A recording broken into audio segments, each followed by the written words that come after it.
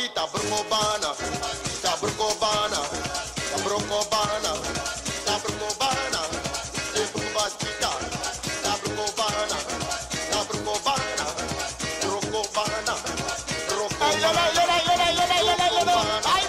brokobana, brokobana, ta brokobaskita, brokobana, brokobana.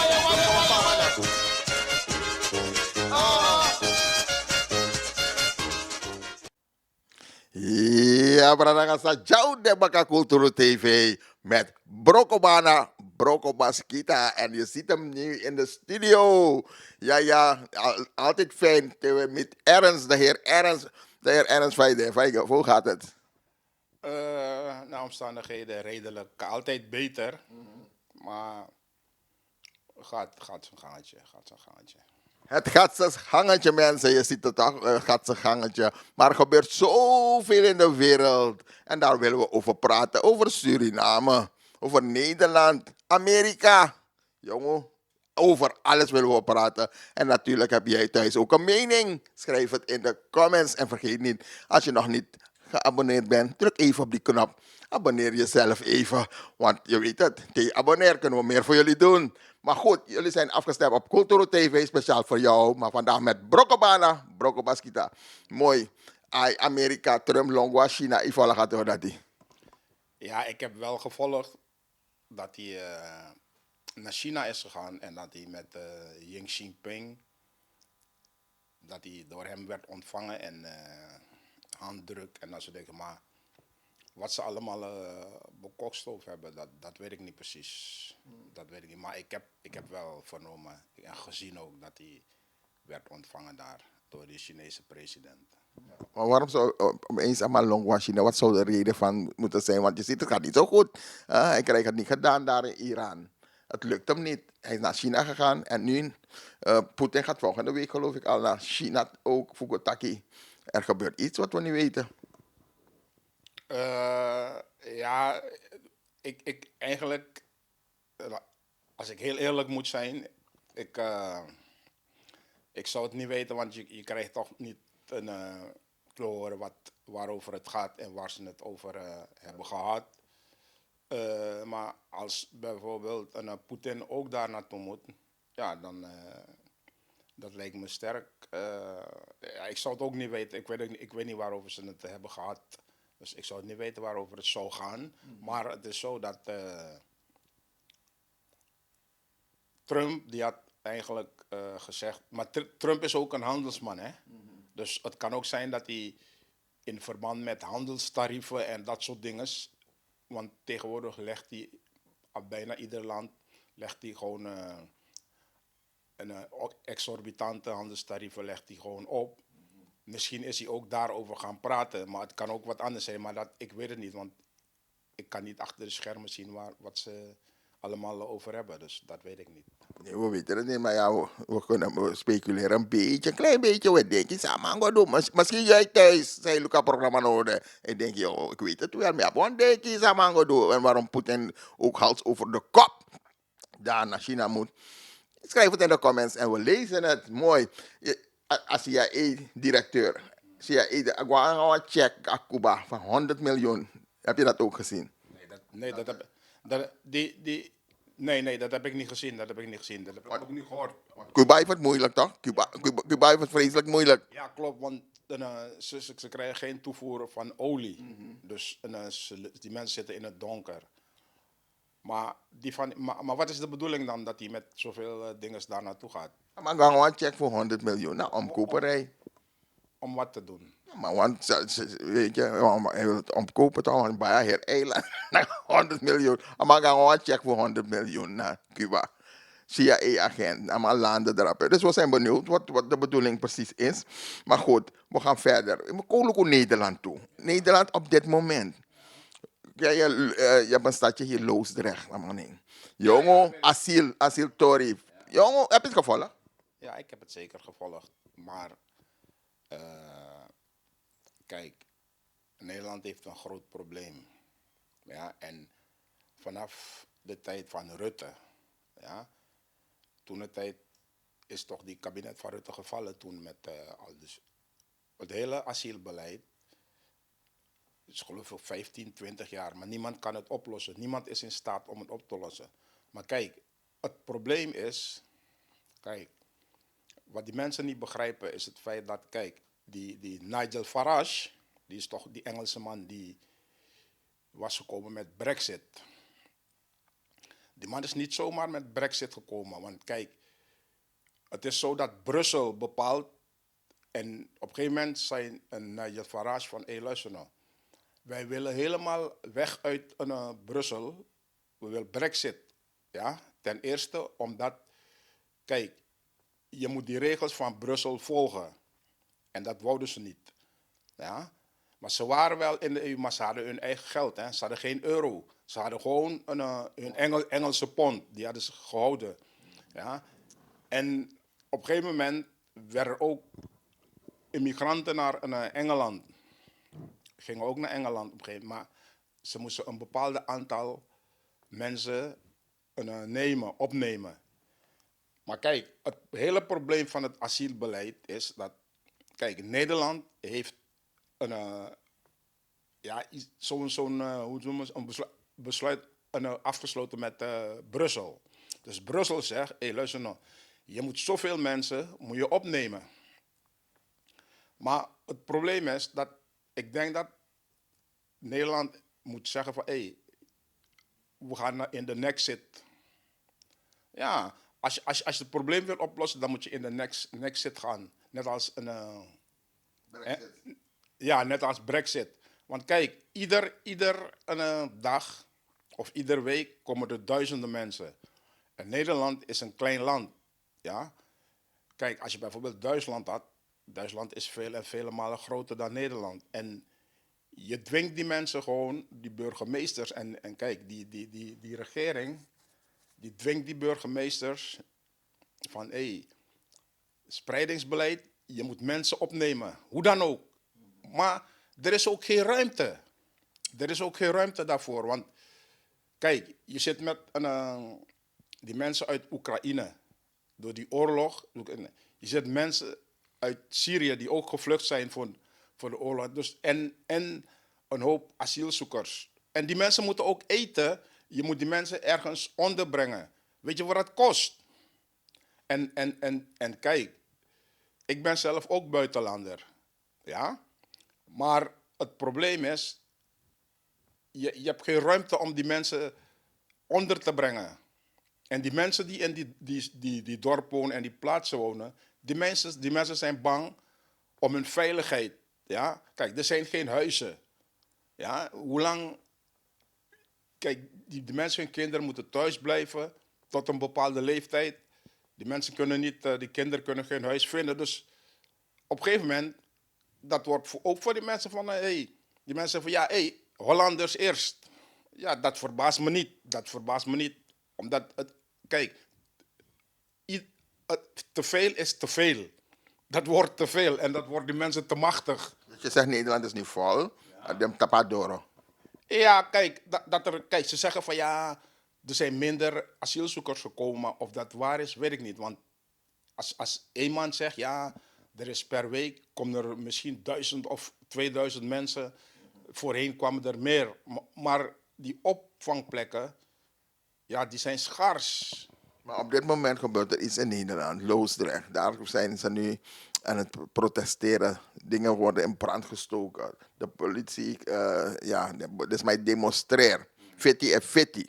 Ja? En nou, een paar asielzoekers zijn daar en ze hadden het gebouw in brand gestoken. Mensen zitten erin. Wat vind je ervan? Ja, kijk, op een gegeven moment is er in Nederland iets ontstaan. Hoe zou ik het zeggen? Een verruwing in de maatschappij. En dat niet alleen mensen onder elkaar, ook in Den Haag zie je dat. Ja? En kijk, ik vind het eigenlijk dat je een gebouw, als zijn het asielzoekers, zijn ook mensen. Je kan niet in een gebouw fik gaan steken terwijl de mensen zich daar bevinden. Ja, dat is Ja, dat is nou niet goed, joh. Dat is nou niet goed. Nee, dat is zeker niet goed te praten. Het is niet goed. Het is nooit goed voor bronlibisme. Nou, maar je hebt altijd mensen die zeggen van, ik keur het niet goed. Dus ze willen het niet. Maar je hebt ook mensen die zeggen, nou waar moeten die mensen naartoe dan? Want ja, stel je zou jou maar overkomen, je land is in oorlog. En dan waar moet je naartoe? Want ja, Nederland dacht, oké, we nemen dan zoveel mensen op. Nederland is een heel rijk land. Nederland kan mensen opvangen. Dus Nederland zoekt een mogelijkheid voor Podesma ergens. Maar een regering moest maar stappen op Podesma of dat. Ja, maar dat zeg ik toch net tegen jou. Van, eigenlijk, er is geen... Je stelt zelf die vraag. Waar moeten ze die mensen zetten? Nou, en het antwoord is... Ze hebben geen ruimte om die mensen te zetten. Want ze zien, er is veel tegenstand. Ja, maar kijk, een onderliggend probleem is dat... Kijk, je hebt mensen die uit oorlogsgebieden komen. Ja? Dus je moet eigenlijk een onderscheid maken. Hè? Je hebt mensen die uit oorlogsgebieden komen, die Nederland zeggen van oké, die mensen komen uit oorlogsgebieden, willen die mensen opvangen, willen die mensen helpen. En als het op een gegeven moment weer veilig is, dan kunnen die mensen teruggaan. Maar afgezien daarvan, je hebt ook een hele groep gelukzoekers. En het probleem is ook, je hebt ook een derde groep, een hoop afgewezen gasten. Die gasten willen niet terug. En die landen, sommige landen, nemen geen gasten terug. En die gasten blijven hier. En dan die gaan in de criminaliteit. En dat is ook een probleem. Dus Nederland heeft veel problemen waarmee ze worstelen, die niet 1, 2, 3 opgelost kunnen worden. Ze kunnen het niet oplossen. Daarom wilden ze een wet maken dat mensen mochten illegale niet meer helpen. Dus bijvoorbeeld als iemand honger had, dan mag ja maar breden bijna. Maar het is niet doorgekomen. Maar zie je het, maar kijk. Maar dat wat je net zei, van je hebt mensen die tegen zijn en mensen die voor zijn. Nou, kijk, en ze zeggen ja, we leven in een democratisch land. Dus ja, je mag protesteren.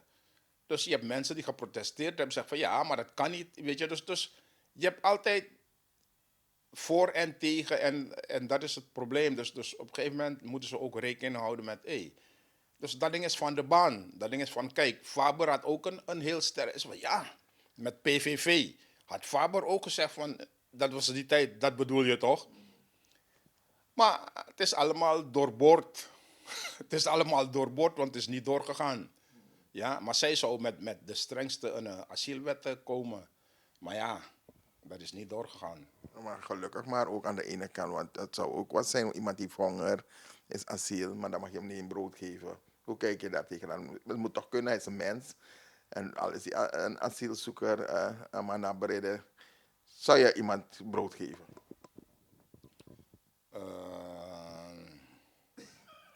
Ja, ik vind het een beetje een moeilijke vraag. Ine Wojeng. Ja, natuurlijk. Ik bedoel, ja, natuurlijk als iemand honger lijdt en zo. En dat, ja, maar het ging meer bij hen om de hulp. Ja. Dat als je die persoon niet helpt, dat die misschien eerder... Dat was de achterliggende gedachte, hè? Ja, precies. Maar dat ding is mislukt. Dus vandaar dat ze met die wet kwamen. Ja, mensen, je ziet het, in Nederland is er een probleem op dit moment met asielzoekers. Ze blijven komen en Nederland is zo klein. Ja, Duitsland is gigantisch groot, dus die kan veel meer opvangen. Dus bij Nederland beman ik 2000 per dag, dan Duitsland kan ik 10.000 per dag. Of mag dat niet? Of moet het moet eerlijk verdeeld worden, toch? Maar ik weet niet precies wat het exacte quotum is. Wat Duitsland had afgesproken. Tenminste, Brussel. Wat Duitsland had afgesproken met Brussel. Hoeveel ze bijvoorbeeld moet opnemen. Ja? Dus dat weet ik niet. En Nederland heeft een afspraak gemaakt. Ik weet niet hoeveel mensen Nederland ook zou moeten opnemen. Dus dat weet ik ook niet. Mooi zo mensen, misschien weet u het thuis en dan plaats u het lekker in de comments. Atana brokobaskita tori, dus alles tori wetaki, ook Suriname. Natuurlijk wel, wat is er afgelopen week gebeurd en ja, migado alleen kon. Het leek wel een rivier bijna. Misschien maar ik wou een boto naar scoren, trouwens ik wou een boto hier en daar. Ja, maar weet je wat ik ook kijk? Want minister ben ik hiervoor. Dan minister dat ik ga mensen straffen, toch? Dat is mijn takkie. Noor Mohamed. In die regering van Santoki. Je bent er toch, hè? Dat weet ik niet, maar ik ken die minister wel, Noor Mohamed. Want op een gegeven moment had hij hoe heet die andere man van VHP met die bril? Gayadin. Dus toen een VHP die verkiezing had verloren, toen had een Gayadin, hij had Noor Mohamed beschuldigd. Want ik weet niet, ik ben de hele tijd niet naar Suriname geweest. Maar als je die Van Hogeruistraat had gezien, dat ding zag er niet uit. en Gayadin zei van ja, we hebben die verkiezing verloren door Noor Mohamed, minister van ja, want hij heeft die Van Hogeruistraat. Dat ding zag er, ik weet niet hoe het nu is, maar dat ding zag eruit, jongen. En dat dus ja, toen was een soort frictie ontstaan tussen die twee. Dus voor de rest weet ik. Ja, maar dat betekent jongen, maar straffen volk. Maar nou, alleen kon verleden bakken. Sana sungu de nieuwe minister. Als nee, maar hij jongen, sorry, ik ga het volk niet straffen volk. Maar ja, je weet als je dingen overneemt, dan moest tik dan moest make die dat die zo. Jongen, maar jongen, efficiënt. Alleen kom. Ik heb het gezien inderdaad en het is te betreuren dat het zo overal een wateroverlast. En soms in sommige gebieden was het zo gevaarlijk dat soms zie je slangen drijven op het water. En die beesten, die gaan bijvoorbeeld, die mensen die in een huis hebben die laag is gebouwd, ja, die slang gaat rond in dat huis, weet je. En mensen zijn meubels kwijt, dit kwijt. Maar kijk, het probleem van Suriname is dat, ik weet ook niet, 20, 30 jaar. Die mannen zijn 50 jaar onafhankelijk. Maar ze hebben nooit, geen ene regering heeft ooit dat ding kunnen regelen. Dat alle gemalen goed werken. En dat een goten worden opgeschoond. En dat soort dingen. Ik weet niet, ja, daardoor krijg je dat ding van die, dat het, als het heel hard regent. En vooral nu met die klimaatverandering. Nou, als je niet uitkijkt, dan krijg je weer zo'n geval. Maar er is een. Ik zat toevallig te lezen gisteren op Apenti.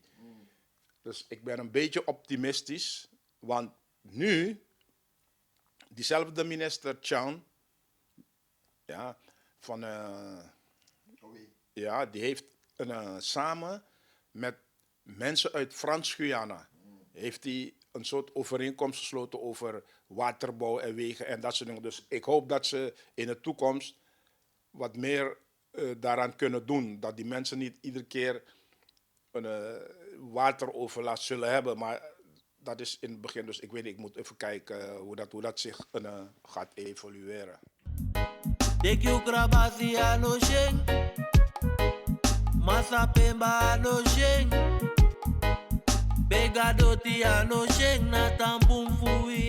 Laten we hopen dat we een change kunnen. Want ons jaren dag zijn is zo. En oplossingen maar door het.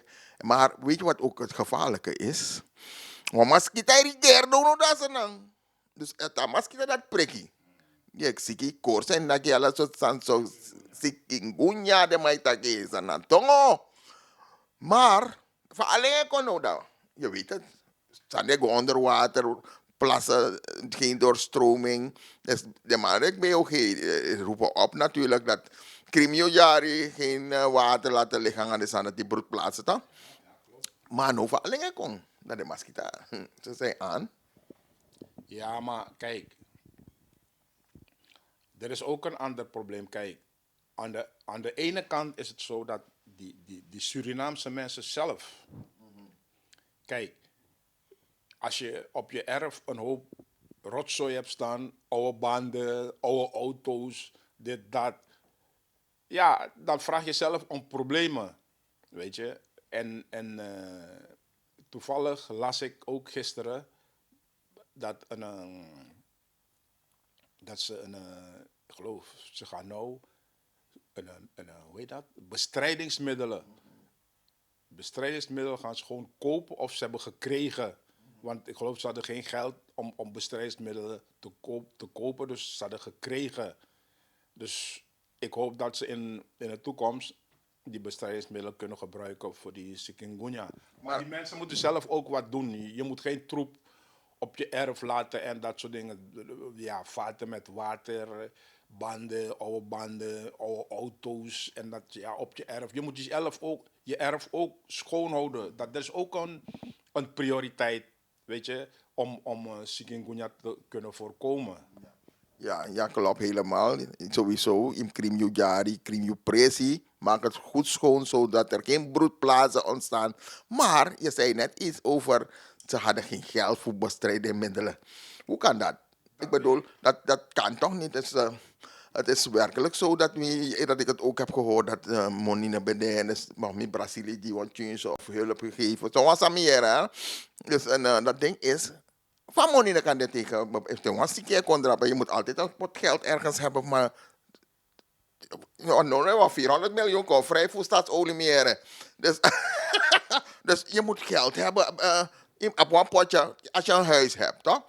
Kan het plotseling, je wasmachine kan brokken toe. Dan moet je geld ergens hebben liggen. Dus in Suriname moet je ergens een potje hebben dat even van Samsa. En bestrijdingsmiddelen in Mumbai. Want dan vallen ze mogen niet ziek worden. Dus ik zie het zo van, oké, het kan dat money naar beneden, maar een potje moest doen. Precies, mama. In een wacht, het was maar medicijn. Maar ik weet niet of men daar. Kijk, ik wil niet echt denigrerend doen, weet je. Maar ik weet niet of men daar aan toe is om zulke dingen te kunnen. Want kijk, regeren is voorzien, hè. Je moet vooruit kunnen kijken. Kijk, als er zoiets uitbreekt, ja, dan moet je inderdaad, net wat je zegt, dan moet je een potje voor hebben. Ja, want je eigen bevolking, ja, die wordt ziek van een bepaalde virus, bepaalde dingen. Dan, ja, ik weet niet of ze daaraan hadden gedacht van, hé, we moeten een potje klaarzetten. We moeten altijd potjes hebben waaruit we kunnen putten als er een nood aan de man is. Dus dat weet ik niet. Dat zou ik niet weten. Ik weet het niet. Maar ik heb gehoord, ze hadden geen geld om dingen te kopen, spullen te kopen. Maar ze hebben, geloof ik, gekregen, gelukkig. Ik weet niet precies meer van wie. Maar ze hebben gekregen, dus dan kunnen die BOG-mensen kunnen hun gang gaan. Gelukkig maar. Gelukkig moest maar daar grond tapu zijn. Meenemen naar UNO, zodat we het kunnen bestrijden. En dat het zo snel mogelijk weer normaal mag zijn. En dat mag kita. Maar, Nederland, ik lees een artikel toe, Nederland heeft opgeroepen, dus als je naar Suriname gaat, teka inenting, teka spoiti, teka asikidati.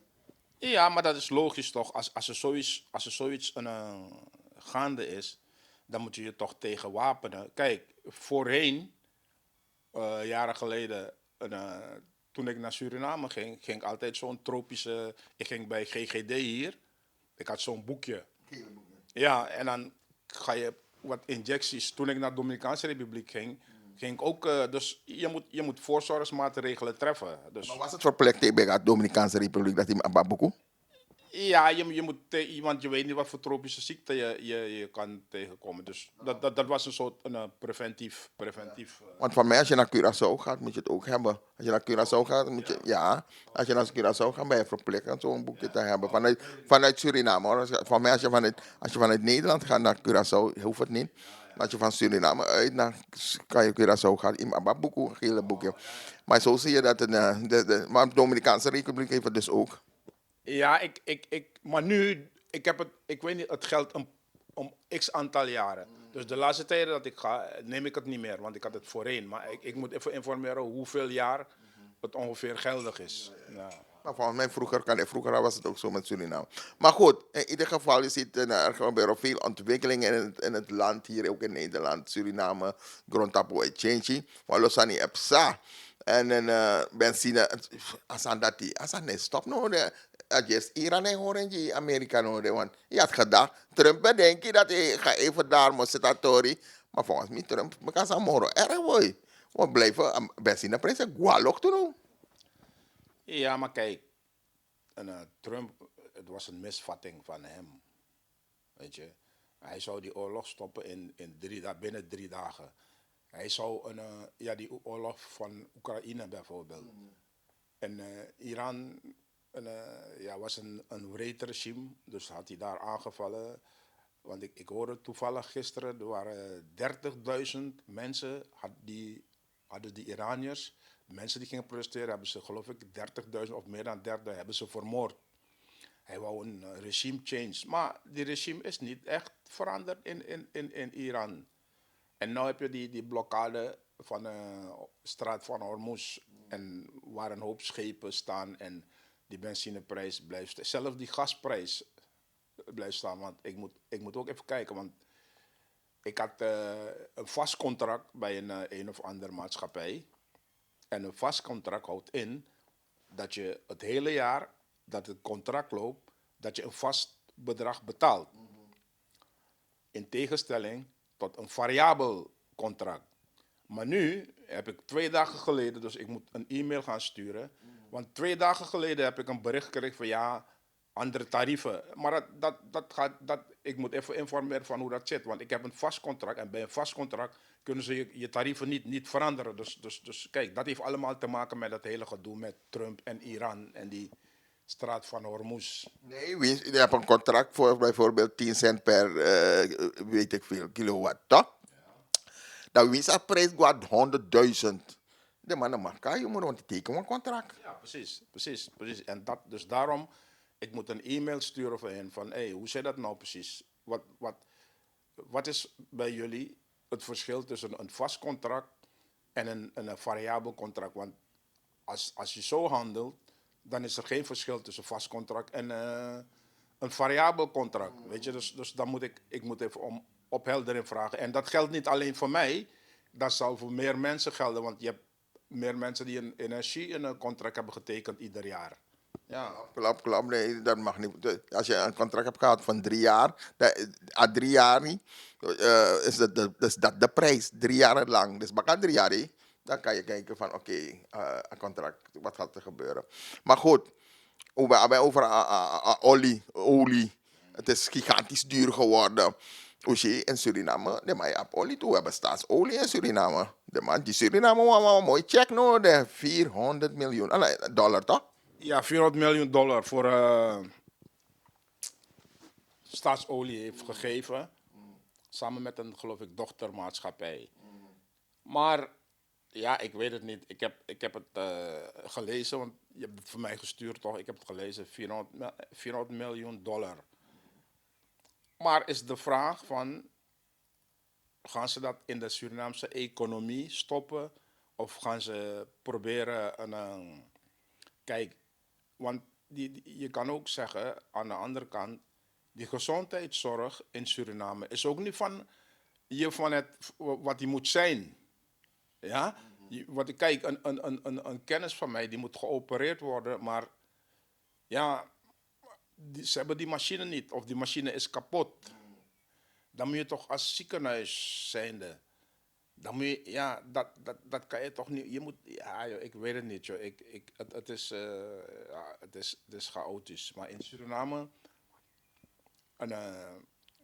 als je in Suriname leeft en je bent ziek, je gaat dood jongen, je gaat dood. Maar dus jij zegt bijvoorbeeld, de man kiest wel mooi money, 400 miljoen. Maar dus jij zegt gezondheidszorg, check hem aan. Ja, klopt. Niet alleen de gezondheidszorg. De gezondheidszorg ook, ja, als primair en secundair. Je moet ook zorgen dat bijvoorbeeld die mensen, die gewoon normale werknemers, of die bij een bedrijf werken, dat die mensen ook een beetje redelijk kunnen verdienen. Want kijk, die mensen van het DNA, ja, hoeveel verdienen ze per maand? Ja? Maar als een schoonmaker en dat voor 16.000 een Surinaamse SRD of 17.000 Surinaamse SRD, dat is €300 voor een hele maand. En die mensen moeten eten, ze moeten hun huur betalen. Ja, dat schiet niet op, dat is niks. Dat is een druppel op de hete plaat. Ja, dat werkt zo niet, joh. Ik bedoel, in Suriname is 600.000 mensen, ja, plus minus. Ja, dan moet het toch niet zo moeilijk zijn om Ja, ik weet niet. Dat moet toch niet zo moeilijk zijn om gewoon een beetje redelijk salaris te betalen aan die mensen. Misaba, je loopt daar aan Suriname is een dorp. Suriname is een dorp voor mij. Ja, in mijn ogen is Suriname een dorp. Ja? Voor 600.000 mensen, ja, is toch een dorp. Maar weet je wat ik ook kijk? Oké, we hebben nou gehoord 400 miljoen staatsolie. Dat is veel geld. Dat is veel geld, hè? 400 miljoen staatsolie. Maar wat het mooie is, US dollar. US dollar. Dus wat het mooie is, staatsolie maakt het bekend. Hé, look, mijn pot money. Maar goed, maar Suriname is toch ook rijk aan goud? Maar waarom horen we daar niks over? Ja, Want goud olij! ja er is inderdaad een hoop goud. Maar ik heb recent niet vernomen hoeveel goud er weggaat. Maar er gaat, want je hebt van die, ik weet niet, 2 of 3 maatschappijen die goud winnen daar. En, de ene bekendste is I Am Gold, geloof ik, zoiets. Maar ik weet niet of zij ook bekend gaan maken hoeveel geld zij gaan storten in staatskas. Want ze moeten ook afgeven, hè? Ja, we moeten afdragen. Ze moeten afdragen, inderdaad. Maar tot nu toe heb ik niet vernomen van wat ze hebben afgedragen of wat ze nog moeten afdragen. Dat weet ik niet. Ja, Maar er gaat veel goud. Er zit veel geld in goud. Want goud is nou recordhoogte, hè? Ja. Weet je hoeveel goud naar terug, ik gooi naar goud. Alles zand, goud, terug, biggie terug naar goud, ik gooi. En natuurlijk de biggie maatschappij, make money. En waarom mag Suriname, we willen ook weten, ik zijn dan groot toe en alles moet niet naar het buitenland gaan, ik zijn dan groot. En er zijn mensen ook die ook goud winnen, hè. Maar Brunswijk heeft ook goud, hè. Klopt. Hier heeft Brunswijk. Ja, ik weet het. Hij heeft zijn concessies. Ja. Dus de man dat hij make money to go to the country. We zijn benieuwd hoe gaat het, staatsolie maakt bekend, look hoe zo met money met ja staat. Dus ik heb volk groot. Dus er is goud, dat maakt ook bekend. Ja, de biggie maatschappij zijn van go to maakt bekend, look hoe me vindt 100.000 kilo. Dat zoveel is voor Suriname. Je mag groot, maar ik zal naar groot toe. Ja, maar kijk, het is toch altijd al zo geweest. Dat weet je toch zelf ook. Dat buitenlandse maatschappijen. Maar ik denk, omstreng nou. Laten we elkaar geen mietje noemen. Je weet toch dat buitenland. Het is altijd zo ik noem toevallig Suriname. Laten we zeggen, in dit geval een derde wereldland. Want voor mij is er geen derde wereldland. Het is één wereld. Ja? Maar laten we zeggen, Suriname is een iets minder bedeeld land. Dat zij altijd een mindere percentage krijgen dan dat die mensen die zelf dat goud ontginnen. Maar dat was ook met bauxiet en dat soort dingen. Dat was toch ook altijd zo geweest. Dus ik weet het niet. Joh. Maar wat ik ook vind, kijk, ja, misschien stoot ik mensen tegen de borst.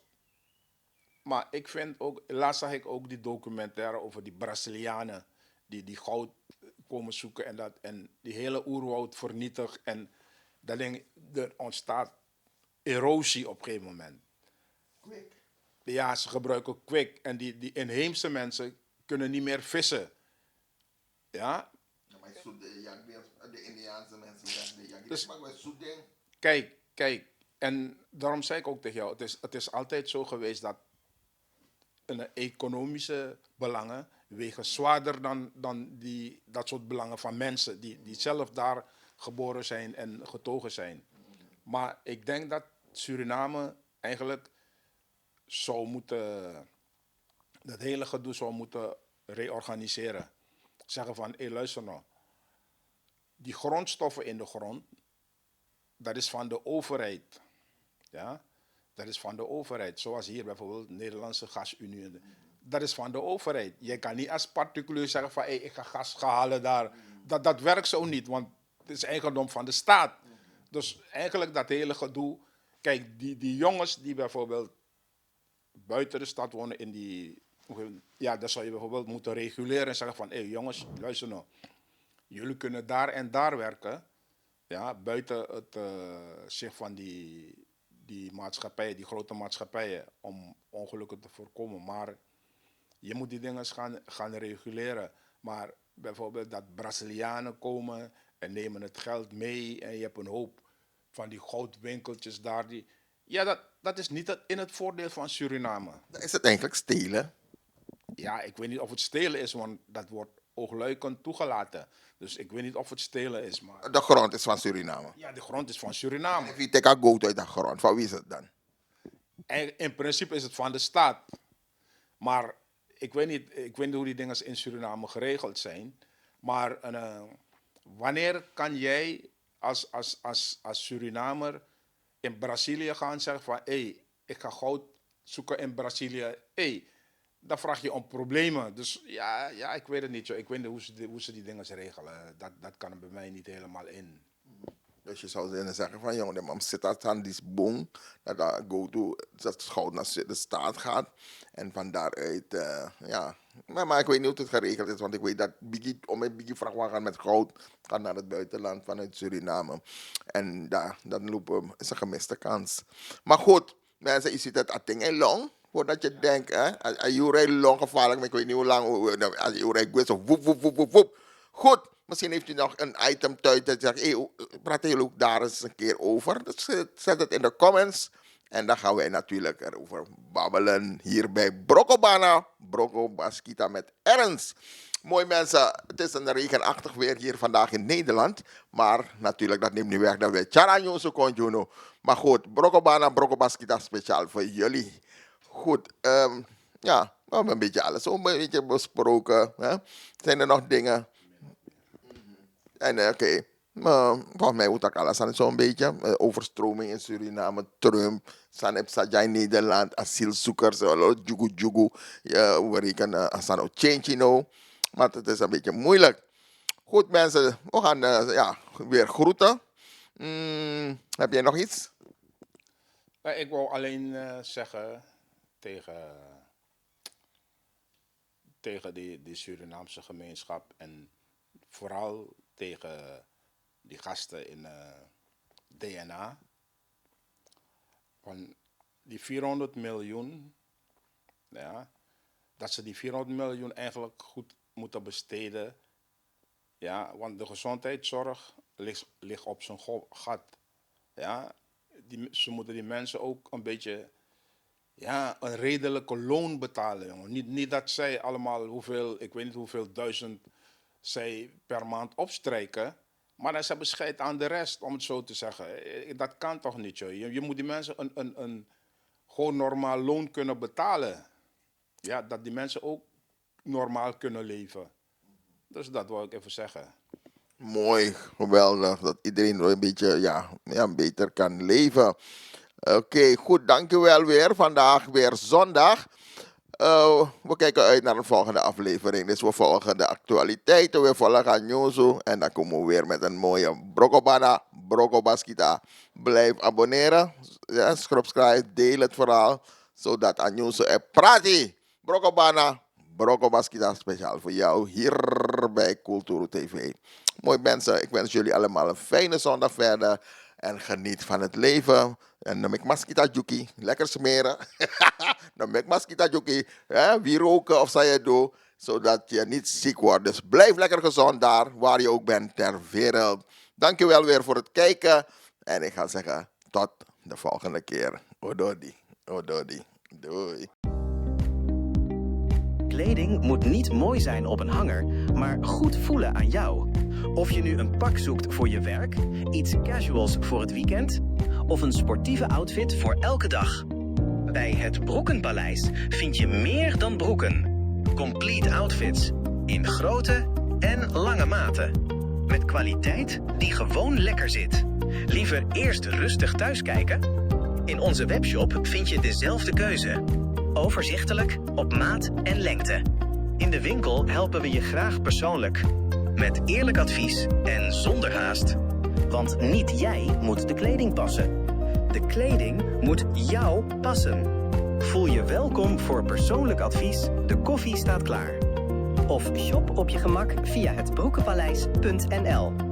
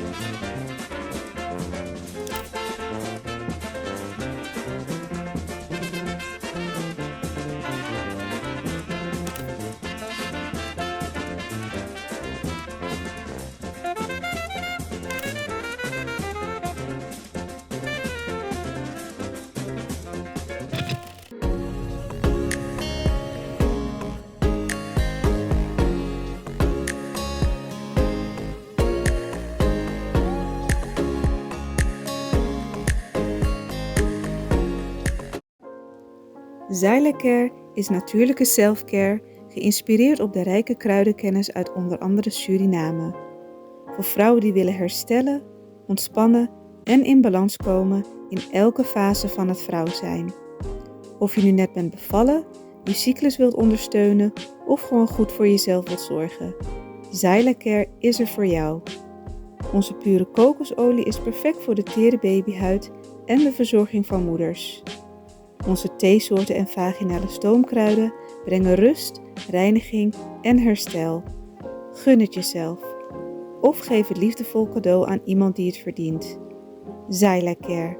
Pure aandacht met de kracht van de natuur. Bezoek onze website op www.xyla.care en volg ons op Instagram en Facebook.